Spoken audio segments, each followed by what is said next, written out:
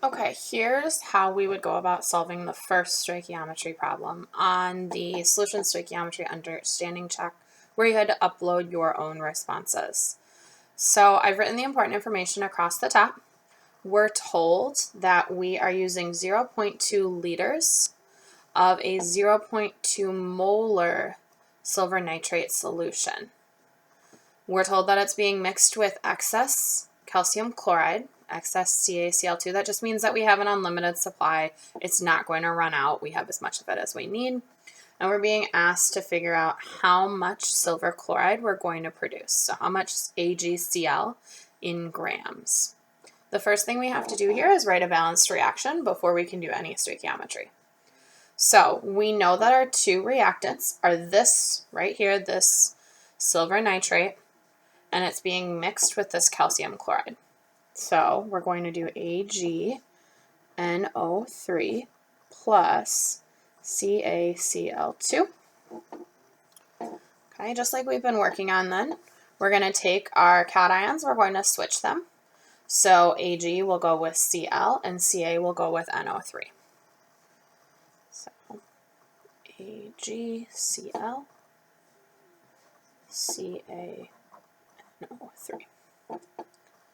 We know this makes sense because one of our products is supposed to be AgCl and it's already there. So we must have done something correctly. Now we need to make sure that our oxidation numbers match up. So silver is attached to nitrate. Nitrate is a -1. Silver is a +1. Calcium is attached to 2 chlorines. Ca is a +2. Cl is a -1. So those same oxidation numbers transfer over to this side. So here I've got +1, -1. Those seem to already match up. And I've got +2, -1. So in order to make those even, I need 2 of these.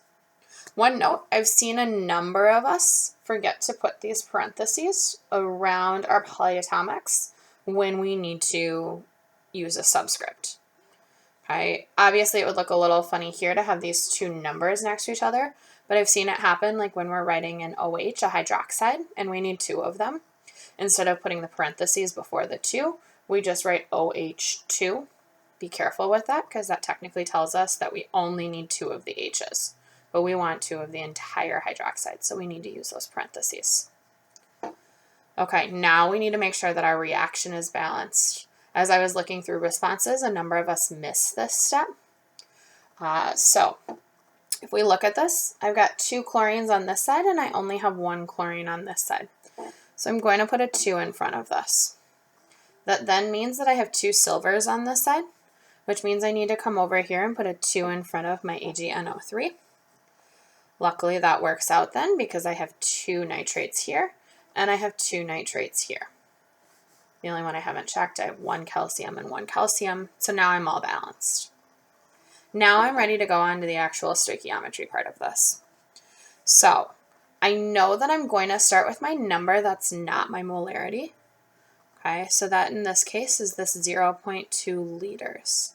So I'm going to start with 0.2 liters, AgNO3. I know that my goal in stoichiometry is always to use a mole ratio that comes from my reaction. So in this case, I'm going to need to get into moles, so I'll need to use this molarity because right now I'm in liters.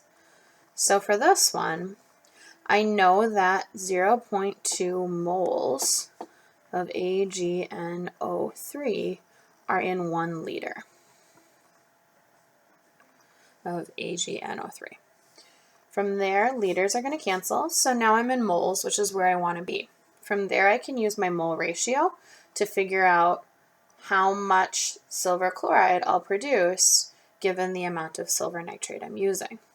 So my mole ratio says 2 moles of AgNO3 produce 2 moles of AgCl.